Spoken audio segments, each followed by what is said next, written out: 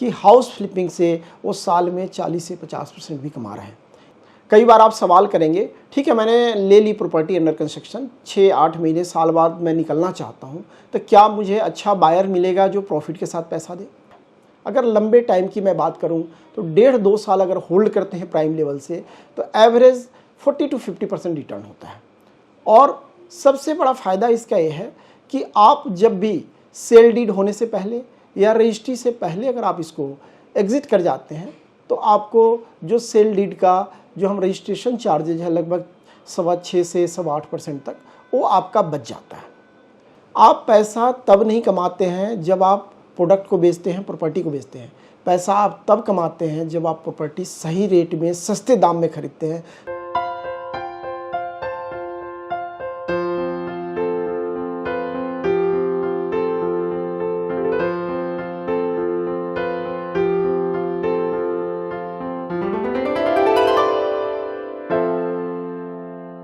दोस्तों नमस्कार, सत श्री अकाल, गुड इवनिंग। और आज फिर डिफेंस प्रॉपर्टी मंत्रा के डिफेंस रिलेटेड ग्रुप के यूट्यूब चैनल पर आप सभी का स्वागत है। और एक आज बहुत ही खास सब्जेक्ट लेके आया हूँ आप लोगों के लिए। आपकी डिमांड पे, आपके रिमार्क्स पे, आपके कॉल्स पे हमारी टीम ने R&D किया है और पूरी जानकारी के साथ आज हम आपके पास लेके आए हैं हाउस फ्लिपिंग। हाउस फ्लिपिंग है क्या, इसका मतलब क्या है, मायने क्या है?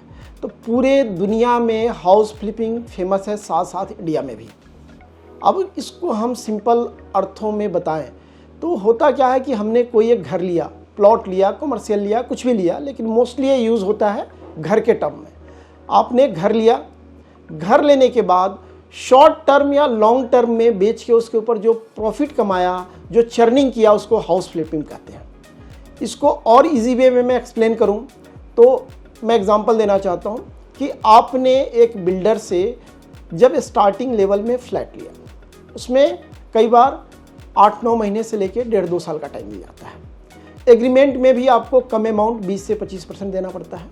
फॉर एग्जांपल आपने एक 1 करोड़ की प्रॉपर्टी ली, आपको 20 से 25 लाख एक इनिशियल अमाउंट देना होता है।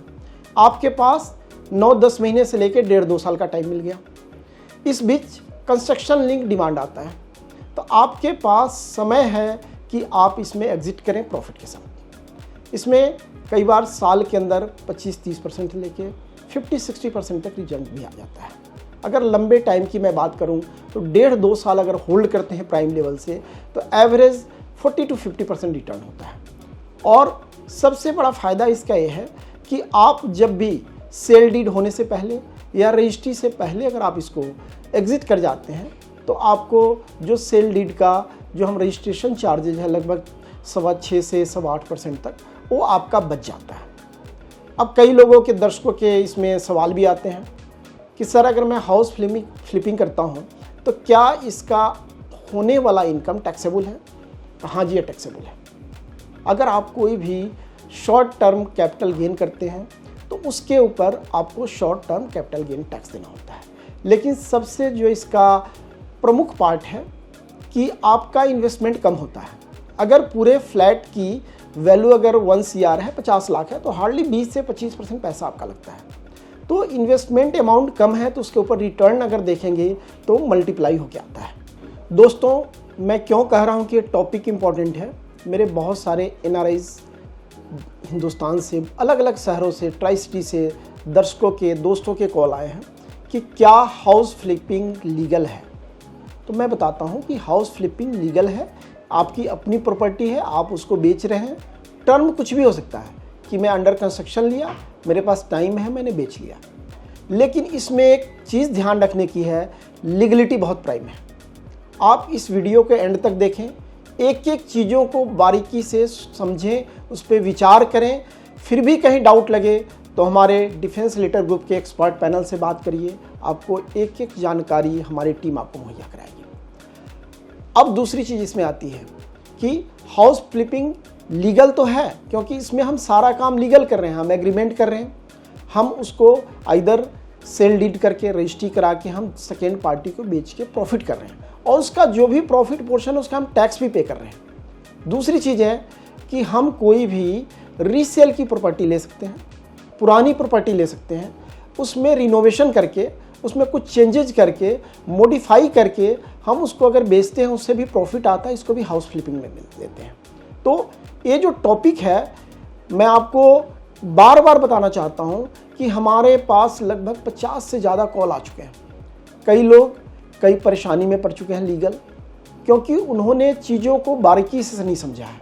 तो इसीलिए आज मैं आपको एक एक पॉइंट बारीकी से क्लियर करने वाला हूँ कि क्या क्या आपने ध्यान रखना है, डॉक्यूमेंटेशन क्या होना चाहिए, लीगलिटी क्या होना चाहिए, आप सेल करेंगे तो उसका प्रोसीजर क्या होगा, एग्जिट का ऑप्शन क्या होगा, कस्टमर को क्या बेनिफिट है और आपको क्या बेनिफिट है। मोस्ट इंपॉर्टेंट है हाउस फ्लिपिंग में कि अंडर कंस्ट्रक्शन प्रॉपर्टी में जब भी आप इन्वेस्ट करते हैं, फॉर एग्जांपल आपने एक करोड़ की प्रॉपर्टी ली, जो एवरेज मार्केट ट्रेंड है कि 20 से 25% में एग्रीमेंट होता है। आपको कंस्ट्रक्शन लिंक में लगभग 1.5 से 2.5 साल 3 साल का टाइम मिल जाता है। अब होता क्या, फॉर एग्जांपल आपने 25 लाख लेके बुकिंग कर दी, 6-8 महीने में अगर उसकी कॉस्ट 20 से 25 लाख बढ़ता है, 1 करोड़ की property for example 1 crore 25 lakh की है, तो आपके पास प्रॉफिट जो 25 लाख है वो 1 करोड़ पे नहीं आ रहा है, क्योंकि आपका बेसिक इन्वेस्टमेंट कितना है, 25 लाख।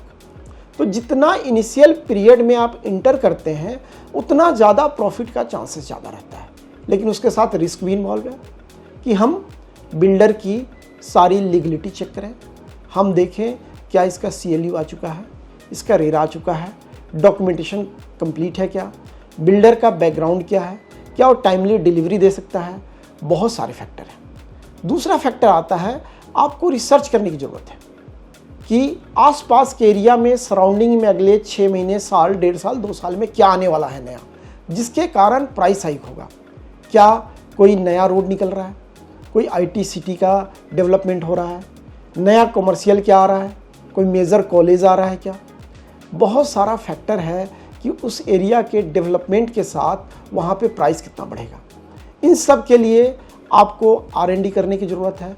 इसीलिए मैं बार बार आप लोगों को कहता हूँ कि उसके लिए हमारी डिफेंस रिलेटेड ग्रुप की अपनी R&D टीम है, जिसको हम डिफेंस एक्सपर्ट पैनल बोलते हैं, जो कि पूरे ट्राई सिटी में एक एक प्रोजेक्ट का रिव्यू हम करते हैं, एरिया वाइज करते हैं, प्रोडक्ट वाइज करते हैं, रोड वाइज करते हैं, और उसकी रिव्यू हम कस्टमर से 1-to-1 डिस्कस करते हैं। उनकी रिस्क एपेटाइट भी बताते हैं कि कहाँ पैसा लगाने में कितना रिस्क है और कितना रिटर्न आ सकता है, और कस्टमर की सलाह पर ही उसको हम रिकमेंड करते हैं आगे। कई दर्शकों के सवाल है कि पुराने घर को फ्लिप करके कैसे पैसा कमाएं। तो मैं आपको बताता हूँ, जब भी पुराना घर हो जाता है तो कम कॉस्ट में मिलता है आपको। ज़रूरत क्या है आपको, उसको रिनोवेट करने की, उसको अच्छी तरह से मॉडिफाई करने की। फॉर एग्ज़ाम्पल आप लेटेस्ट फॉल सीलिंग करा दें, वॉलपेपर लगा दें, किचन को मॉडिफाई कर दें, वॉशरूम में मॉडिफिकेशन कर दें, उसमें जो फिटिंग्स है उसको चेंज कर दें। ये एक एवरेज कॉस्ट आता है, लेकिन इसका रिटर्न बहुत अच्छा लगता है, क्योंकि आज के समय में जो एक एंड यूज़र है उसको इतना समय नहीं चीज़ों पे समय लगाने के लिए, आप उसको क्वालिटी प्रोडक्ट सब कुछ कंप्लीट करके देते हैं तो एक अच्छा रिटर्न इसके ऊपर आता है। अब कई दर्शकों का सवाल था कि शेयर मार्केट में शॉर्ट टर्म, मीडियम टर्म और लॉन्ग टर्म एक अच्छी कमाई है, तो उसमें रिस्क भी बहुत सारा इन्वॉल्व है। मैं नहीं कहता हूँ कि शेयर मार्केट ख़राब है, लोग इन्वेस्ट करते हैं, प्लानिंग से करते हैं। लॉन्ग टर्म तो ठीक है, लेकिन शॉर्ट टर्म हमेशा रिस्की है। तो आप भी अगर चाहें तो शेयर मार्केट की तरफ हाउस फ्लिपिंग शॉर्ट टर्म कर सकते हैं 6-8 महीने में, कि आपने एक प्रॉपर्टी ली, रिनोवेट कराया या अंडर कंस्ट्रक्शन ली, 6-8 महीने में उससे बाहर निकल गए प्रॉफिट लेके। आप मीडियम टर्म में 2 से 2.5 साल का टाइम ले सकते हैं कि आपने कोई घर लिया, नया भी लिया, पुराना भी लिया, उसको रिनोवेट करके वेट किया और उसके बाद एक अच्छे प्राइस पे सेल किया। और long term position share market की तरह ले सकते हैं कि मैंने एक अंडर कंस्ट्रक्शन प्रॉपर्टी ली, कई प्रोडक्ट है जिसका 3 साल से 4 साल पोजीशन का टाइम है, आपने होल्ड किया, जब वो पोजीशन पे आया, फॉर एग्जांपल मैं बात करता हूँ, कोई 50 लाख का फ्लैट था, आपने 12.5 लाख देके 25% देके बुक किया, 2.5-3 साल में कंस्ट्रक्शन लिंक में आपका पैसा गया। अब वो जब पोजीशन पे आया तो 70 से 75 लाख उसका रेट है, लेकिन आपने इकट्ठा 50 लाख दिया नहीं, आपका पैसा थोड़ा थोड़ा करके गया है। आपका कोई दोस्त है मार्केट में, कोई इन्वेस्टर है, नोन है, आप उसको कह सकते हैं कि अगर आपको प्रोजेक्ट से 70 लाख का मिलता है, मैं 68 का देता हूँ, 67 का, उसको भी फ़ायदा है, कस्टमर को भी और आपको भी। आपका नेट प्रॉफिट अगर मैं बात करूँ 50 लाख पे 16-17 लाख नहीं है, बिकॉज हम बात करेंगे कि आपका जो पैसा गया है 3 साल के अंदर गया है, तो मल्टीप्लिकेशन लॉन्ग टर्म में एक बहुत अच्छा हो जाता है और पैसा इकट्ठा हो जाता है और उस पैसे को आगे फिर दोबारा आप री इन्वेस्ट कर सकते हैं। ये मेरा अपना अनुभव है। बहुत सारे हमारे इन्वेस्टर हैं, मित्र हैं, हमारे साथ हैं, चाहे मार्केट में भी जो अच्छे एक्सपर्ट के साथ इन्वेस्ट कर रहे हैं, मैंने देखा है कि हाउस फ्लिपिंग से वो साल में 40 से 50% भी कमा रहे हैं। इसके लिए प्रॉपर नॉलेज की ज़रूरत है, प्रॉपर गाइडेंस की ज़रूरत है, प्रॉपर एक्सपर्ट की ज़रूरत है जो आपको सही सलाह दे, सही समय पे आपकी एंट्री कराए और सही समय पे एग्ज़िट करना भी ज़रूरी है। अब हम इसमें बात करेंगे कि हाउस फ्लिपिंग में क्या क्या रिस्क इन्वॉल्व है। तो सबसे बड़ा एक रिस्क आता है फ्लक्चुएशन का। जैसे हम बात करते हैं, जैसे शेयर मार्केट में फ्लक्चुएशन आता है तो रियल एस्टेट में भी उतार चढ़ाव आता है। कई बार हो सकता है कि आपने जब चूज किया इन्वेस्टमेंट का, उस टाइम में शेयर मार्केट भी अप था, प्रॉपर्टी मार्केट भी अप था और आपके लेने के बाद करेक्शन हुआ। तो मैं एक चीज़ इसमें आपको बताना चाहूँगा कि शेयर मार्केट जब गिरता है तो बहुत तेज़ी से गिरता है, लेकिन रियल एस्टेट मार्केट का करेक्शन होता है तो क्या होता है, स्टेबल हो जाता है उस पॉइंट पे। तो फ्लक्चुएशन के बाद भी ऐसा नहीं हुआ कि आपका पैसा कम हो जाएगा, बहुत रेयर चांसेस में है। वो डिपेंड करेगा लोकेशन के ऊपर, वहाँ की डिमांड क्या है, सिटीज़ कौन सी है, बहुत सारा फैक्टर इसके साथ इन्वॉल्व है। तो फ्लक्चुएशन तो है, लेकिन इतना बड़ा फैक्टर नहीं है कि आपको कोई मेजर लॉस करा दे। दूसरा फैक्टर है मेंटेनेंस का। वो तब आता है जब आप उसको होल्ड करते हैं। फॉर एग्जांपल, आपने कोई फ्लैट ले लिया और उसकी सेल डीड करा ली, रजिस्ट्री करा ली, उसके बाद आपने होल्ड किया हुआ है, नहीं बेचा और किराए पे भी नहीं लगाया। अगर किराए पे लगाते हैं तो मेंटेनेंस कभी भी आपके ऊपर एक लोड महसूस नहीं होता है। तो मेंटेनेंस आपका एग्जांपल मैं लेता हूँ, एक अच्छी सोसाइटी में 3 से 4 हज़ार है। अगर आपने उसको न किराए पे लगाया है न बेचा है, तो साल 2 साल अगर आप रखते हैं तो साल में लगभग 30-40 हज़ार का मेंटेनेंस आ गया। अगर आपने 2 साल रखा तो 80 हज़ार का। लेकिन ये मेंटेनेंस भी आपको खलता नहीं है, क्योंकि साल से 2 साल में सराउंडिंग में प्रॉपर्टी की कीमत बढ़ती है। तो बहुत ज़्यादा एक फैक्टर नहीं है जो आपको नुकसान करने वाला है। लेकिन हाँ, यह ध्यान देने की ज़रूरत है कि जब आप पोजीशन के ऊपर आए तो आपका अगर विचार है एग्जिट करना, आपका विचार है कि पैसे को अगेन फ्लिपिंग करना, तो सेल डीड से पहले आप उसको सेल करके बाहर निकले, ताकि आपको मेंटेनेंस का भी आपके ऊपर भार ना पड़े। तीसरा इंपॉर्टेंट पॉइंट है अच्छे बायर का समय पे मिलना। कई बार आप सवाल करेंगे, ठीक है मैंने ले ली प्रॉपर्टी अंडर कंस्ट्रक्शन, 6-8 महीने साल बाद मैं निकलना चाहता हूँ, तो क्या मुझे अच्छा बायर मिलेगा जो प्रॉफिट के साथ पैसा दे? तो इसका जवाब है कि आप ऐसे लोगों के टच में लें जिनके साथ आप डील करें, जिनकी मार्केट में एक अच्छा नेटवर्क हो, जिनकी पकड़ हो और आपको एग्जिट करा के प्रॉफिट के साथ आपका पैसा निकलवा सकें। कई बार होता क्या है कि आप जल्दबाजी में आप नॉन प्रोफेशनल लोगों के साथ डील करते हैं, तो जब एग्जिट का टाइम आता है तो खुद आपको भागना पड़ता है मार्केट में। तो इस पॉइंट के लिए मैं आपको एक सुझाव देता हूं कि जहां कहीं भी इंडिया में, पैन इंडिया या बाहर भी कोई प्रॉपर्टी लें, तो जो अच्छे ब्रोकर्स हैं, चाहे जो अच्छे रेरा अप्रूव्ड लोग काम कर रहे हैं, एक्सपर्ट लोग हैं, उनकी राय लें और उनके अनुसार आप इन्वेस्ट करें। आपको कभी भी दिक्कत नहीं आएगी एग्जिट में। चौथा इंपॉर्टेंट पॉइंट है पोजीशन। आपने फ्लैट तो ले लिया, आपने डाउन पेमेंट कर दिया, कंस्ट्रक्शन लिंक पैसे भी दे रहे हैं, आपका सही टाइम पे पोजीशन मिलता है, सही क्वालिटी से फ्लैट डिलीवर होता है, तब उसका रेट एक अच्छे लेवल पे आता है।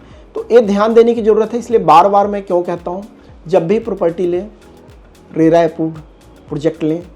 जो रेरा अप्रूव्ड वर्किंग ब्रोकर्स हैं, जो एस्टेब्लिश्ड जो एक्सपर्ट हैं, उनकी राय से लें, ताकि आप बिल्डर का बैकग्राउंड जान सकें, उनके बारे में समझ सकें कि क्या ये सही टाइम पे पोजीशन दे सकते हैं, ताकि आपको ज़्यादा से ज़्यादा फ़ायदा मिल सके।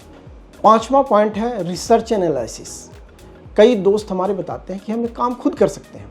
तो मैं आपको बताना चाहता हूँ कि कई बार होता क्या है कि हमें बीमार होते हैं और हम खुद ही R&D करके दवाई लेना शुरू कर देते हैं। मे भी आप ठीक भी हो सकते हैं और हो सकता है कि रिएक्शन भी हो जाए। तो बार बार मैं आपको अनुरोध करता हूं कि जब भी आप प्रॉपर्टी मार्केट में इंटर करते हैं, काम कर रहे हैं, तो एक्सपर्ट की राय जरूर लें। जो लोग R&D कर रहे हैं, जिनका रिसर्च एनालिसिस है प्रोडक्ट्स के ऊपर, बिल्डर के ऊपर, एरिया के ऊपर, फ्यूचर प्लान के ऊपर, ये बहुत ज़रूरी है, क्योंकि आपके प्रॉफिट का बड़ा पार्ट इससे आने वाला है कि R&D क्या हुआ है। मे भी हो सकता है आप जिससे प्रॉपर्टी ले रहे हैं चाहे उनका अपना एक छोटा सा फ़ी होगा, एक कॉस्ट होगा, लेकिन वो कॉस्ट इतना बड़ा नहीं है कि आपके प्रॉफिट में वो आपको सेंध लगा सके। आपने इस चीज़ का ध्यान रखना है कि जो एक्सपर्ट लोग हैं उनके एनालिसिस को ज़रूर समझें। हाँ, अपने विवेक का इस्तेमाल करें, अपने अनुसार, अपने समझ के अनुसार इन्वेस्ट करें, लेकिन राय ज़रूर लें। ये हमने आपको बता दिया 5 रिस्क फैक्टर कि क्या क्या आपने ध्यान रखना है, किन किन चीज़ों को आपने सावधानी पूर्वक लेके चलना है। लेकिन इसके अलावा भी बहुत सारा फैक्टर है जो इस शॉर्ट हम बात करें 10-15 मिनट के वीडियो में कंप्लीट नहीं हो सकता था, परंतु फिर भी अगर आप फ्लिपिंग करना चाहते हैं तो इस 5 पॉइंट को ध्यान रखेंगे तो आपको ज़रूर फ़ायदा होगा। अब आगे मैं बताता हूँ इसके जो नेक्स्ट आता है कि जब भी हम अगर कोई फ्लिपिंग में आगे आपको समझ में ना आए तो आप हमारे एक्सपर्ट पैनल से बात करिए।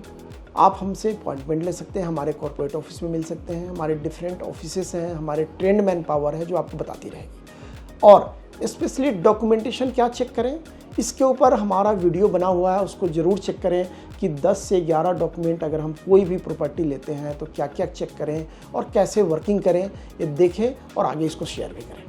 अब मैं आपको बताने वाला हूँ कि 3 गलतियाँ अक्सर जो इन्वेस्टर करते हैं और उससे बचना चाहिए।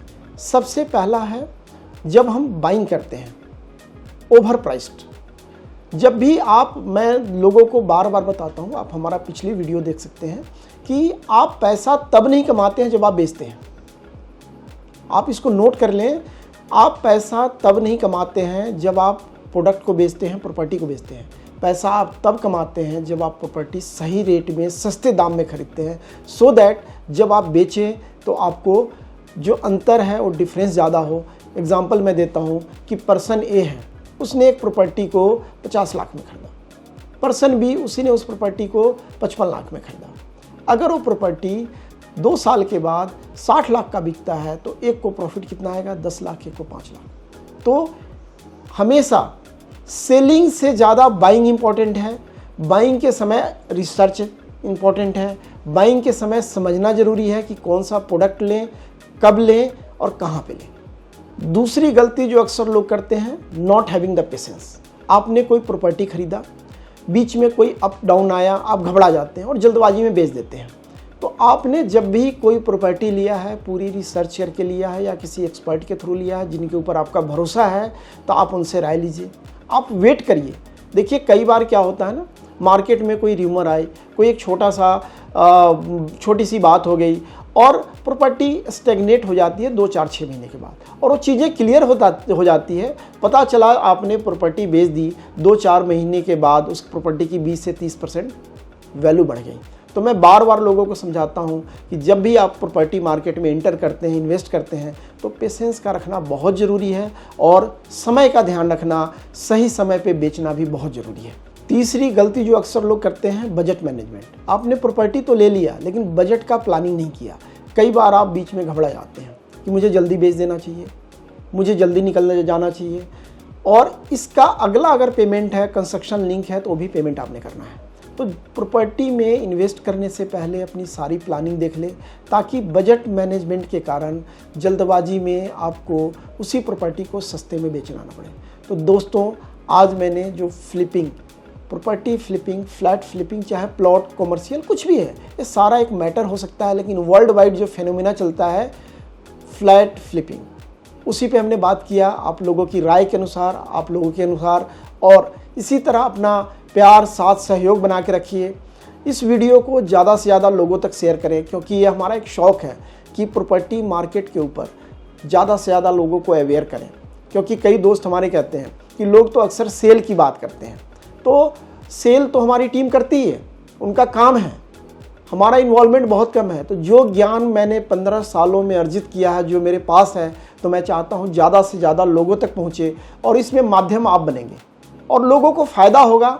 जहाँ कहीं भी आपको कमी लगती है तो हमें अपना कमेंट्स करके ज़रूर बताएं, ताकि उसको हम आगे सुधार करें और अच्छा करें। और डिफेंस प्रॉपर्टी मंत्रा जो है आप लोगों के साथ खड़ी है, आपके साथ नए नए जो टॉपिक्स को लेके आती है और रेगुलर बेसिस पे आपके साथ जुड़ी रहती है। एक बार पुनः आपके साथ सहयोग के लिए बहुत धन्यवाद और आभार। मैं Rakesh Sharma, managing director defence related group of company, तहे दिल से आप सभी का आभार व्यक्त करता हूँ। ये अगर मैं बात करूं डिफेंस प्रॉपर्टी मंत्रा हार्डली मुझे 3 से 4 महीने पहले हमने शुरू किया था आप लोग के सुझाव पे, और इतना दर्शकों का, हमारे इन्वेस्टरों का, इवन मैं बात करूं तो बिल्डर्स के कॉल आते हैं कि आप बहुत बढ़िया काम कर रहे हो, लोगों को अवेयर कर रहे हो। तो आने वाले टाइम में और भी इसमें कई चीज़ें ऐड ऑन करूँगा और इसके लिए आपके साथ की ज़रूरत है। धन्यवाद।